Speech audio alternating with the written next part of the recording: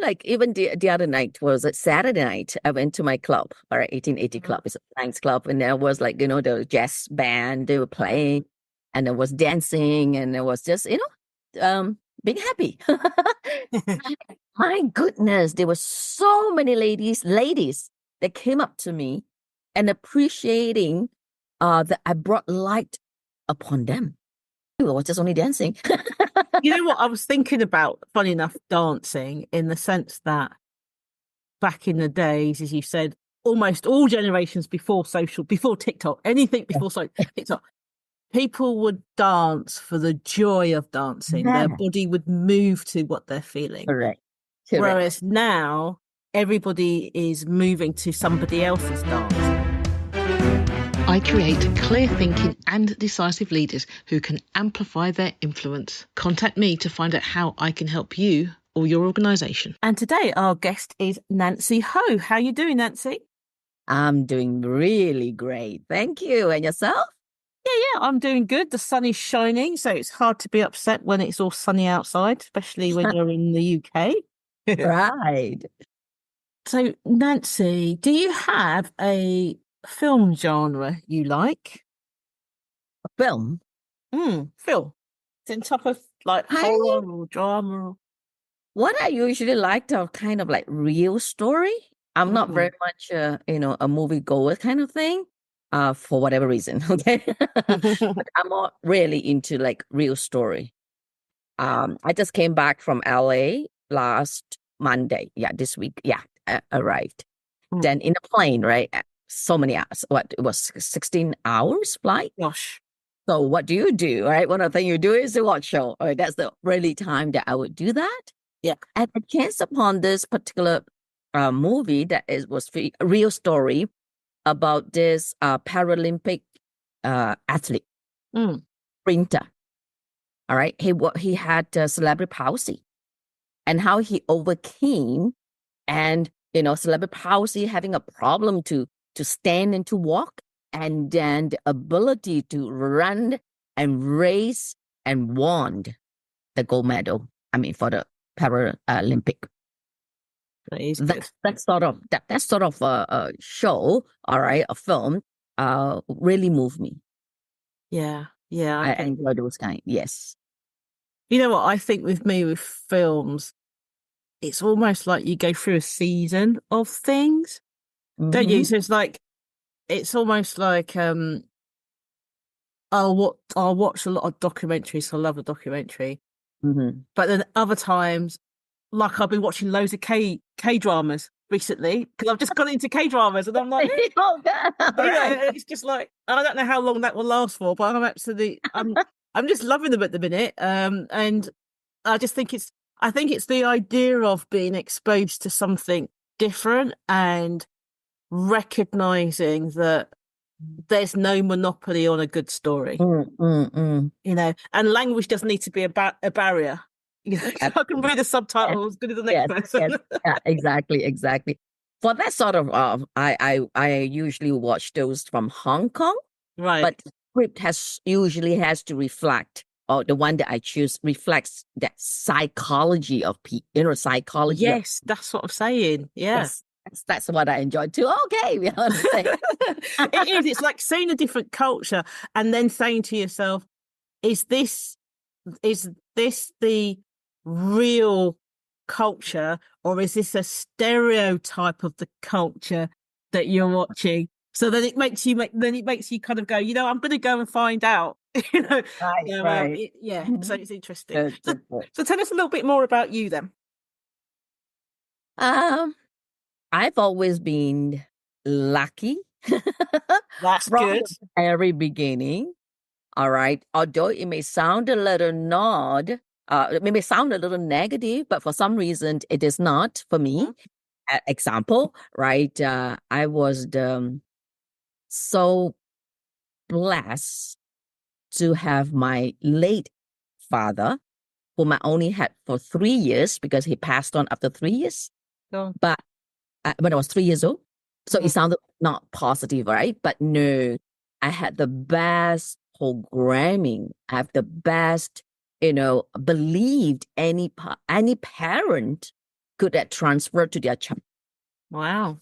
Yes. Even when I was in my mommy's tummy, all right, he would come home and talk to me already.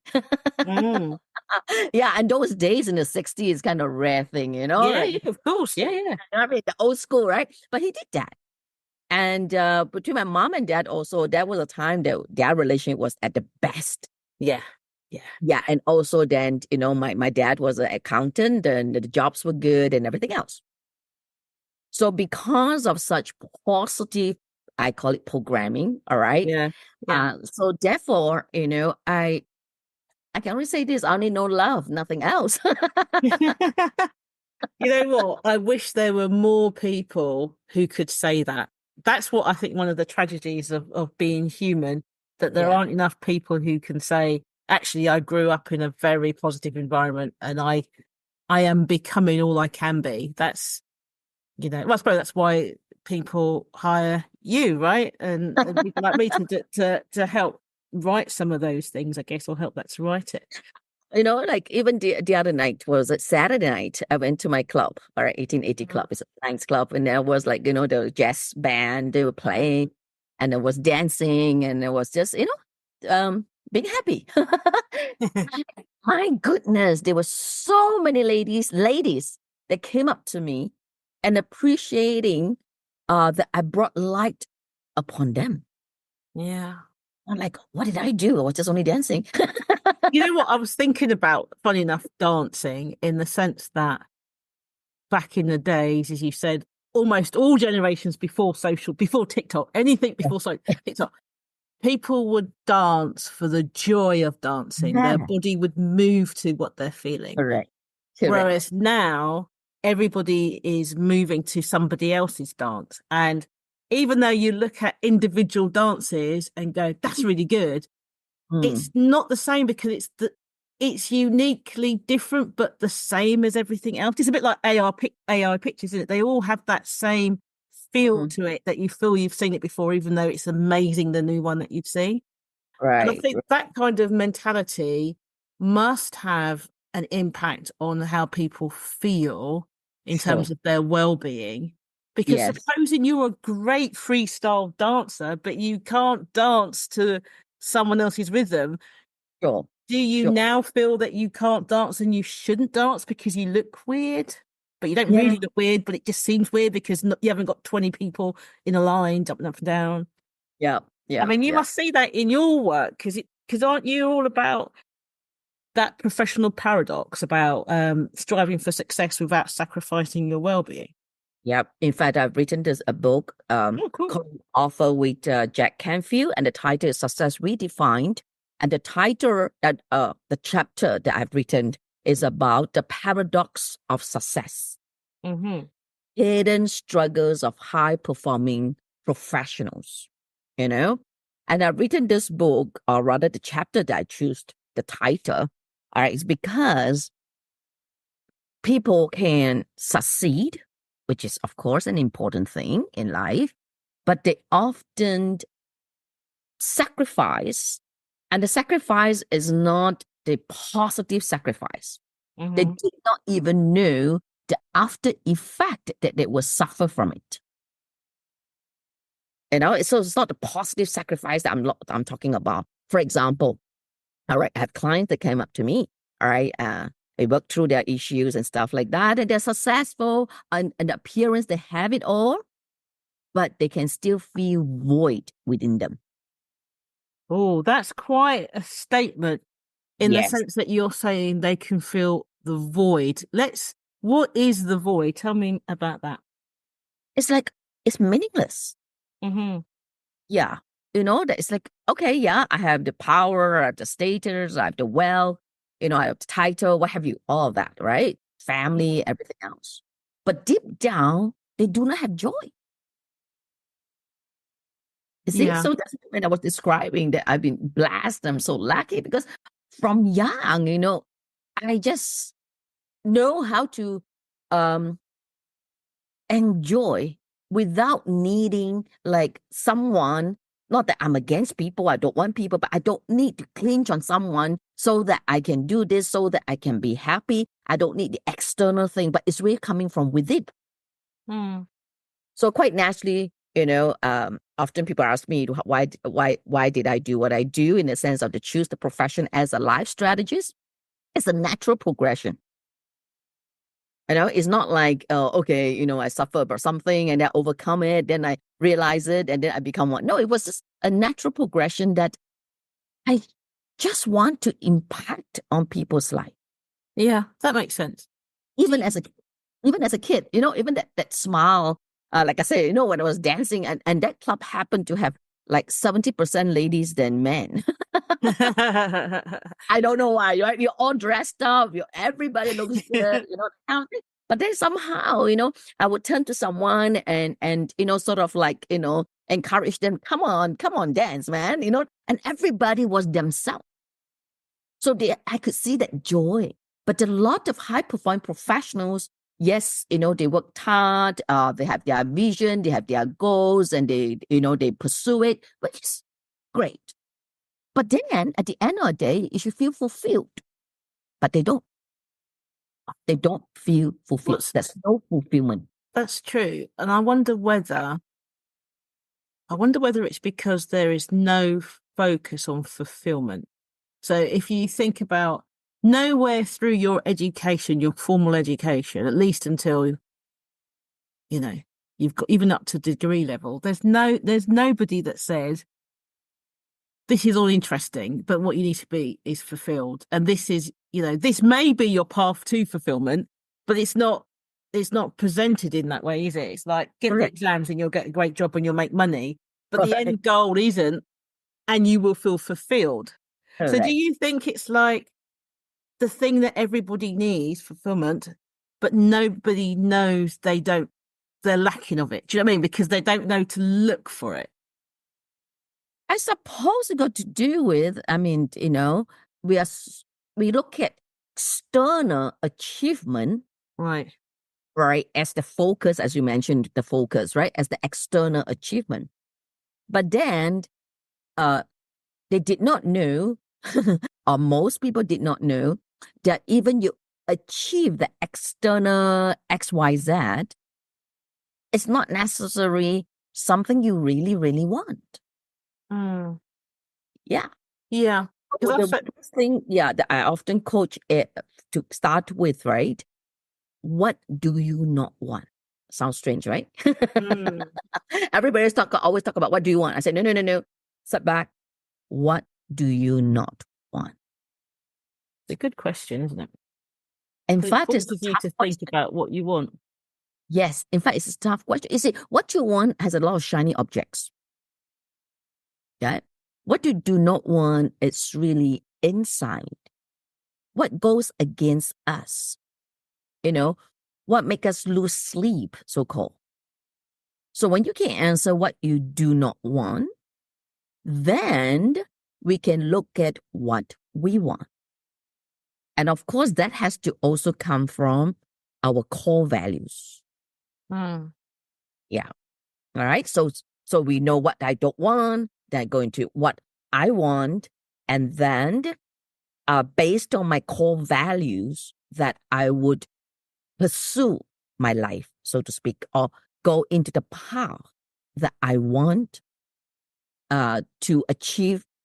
And that is not necessarily then just the external achievement. Okay, that makes a lot of sense. So how do people get fulfillment then? So if someone's sitting there and goes, I want some of that, what would you suggest they should be doing?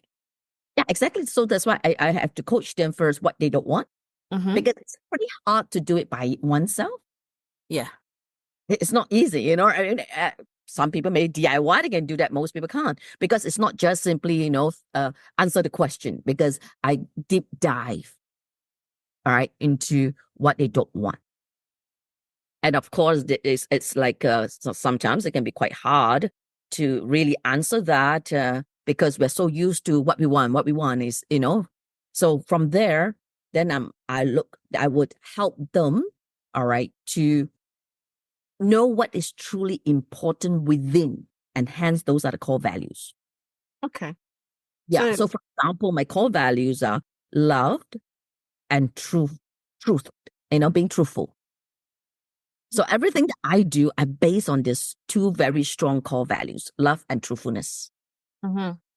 Yeah. And because I base on these two core values, then whatever I do doesn't have to be work.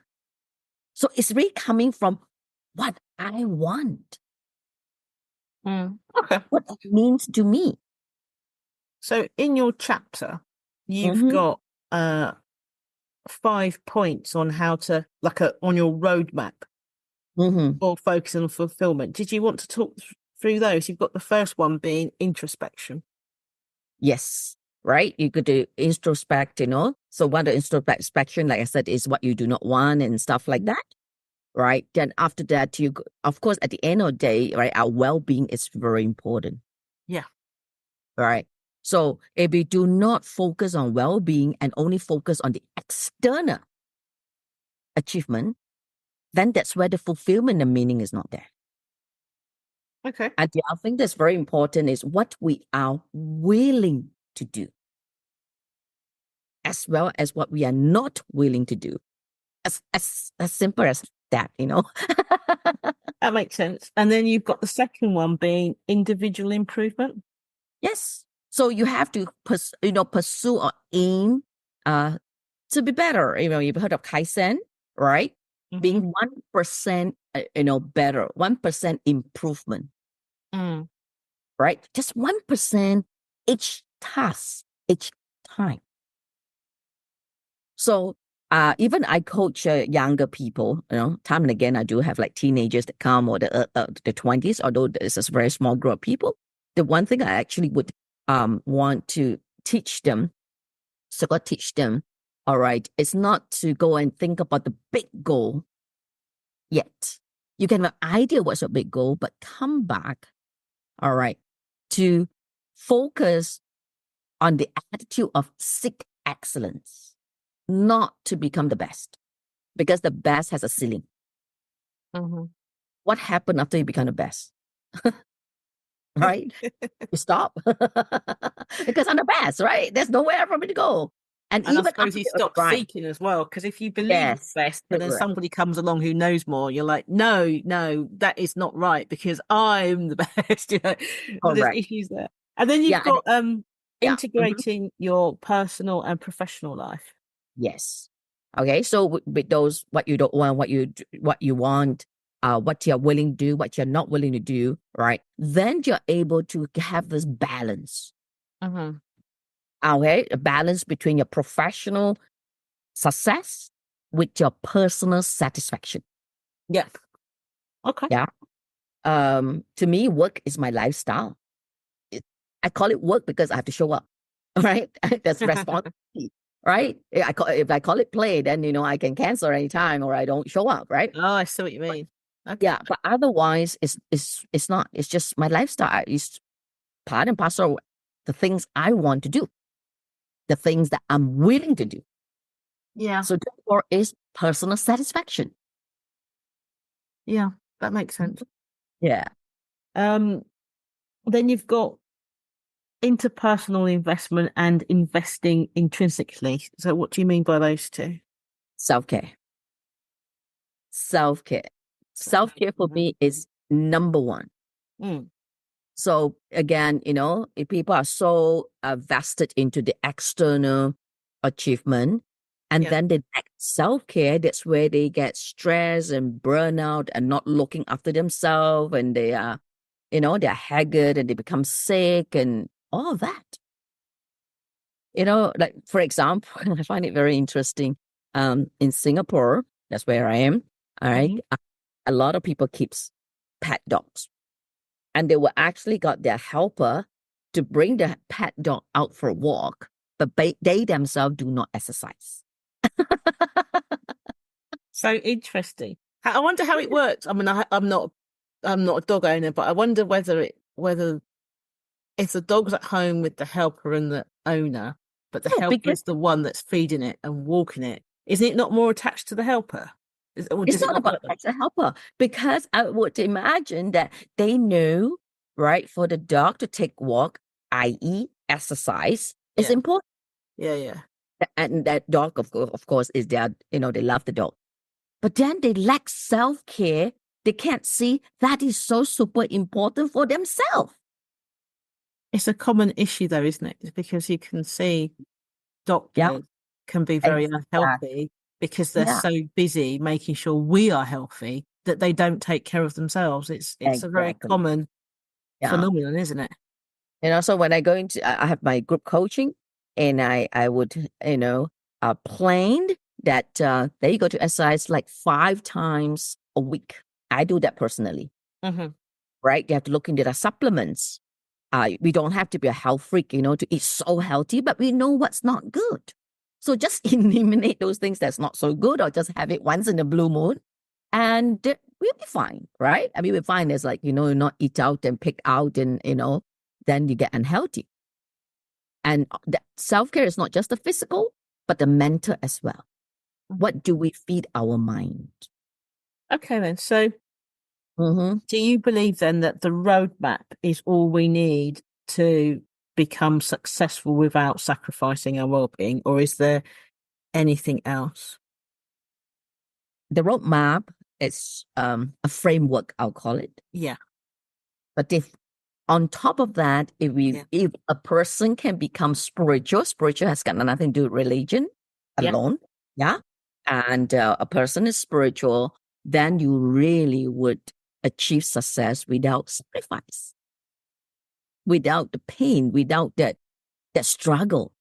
Every day is like rock and roll, because you really want to show up and do what you are good at. How enjoyable is that? Then it's not work, then, is it?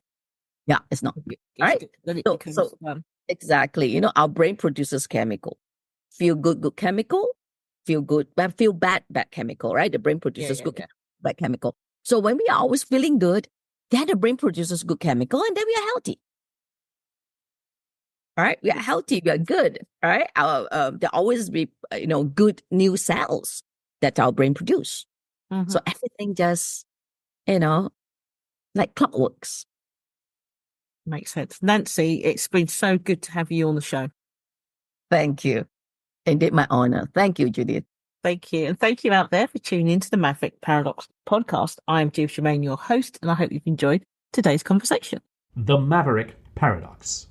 Judith Germain is an author, speaker, consultant, mentor, and trainer, and the leading authority on Maverick leadership. She is the founder of the Maverick Paradox, which supports organizations to enhance their leadership capabilities and to help business owners develop and grow their businesses. Judith enables individuals, business owners, and organizations to improve their impact and influence. She is also HR Zone's leadership columnist, and her expert opinion has appeared in national, international, and trade press.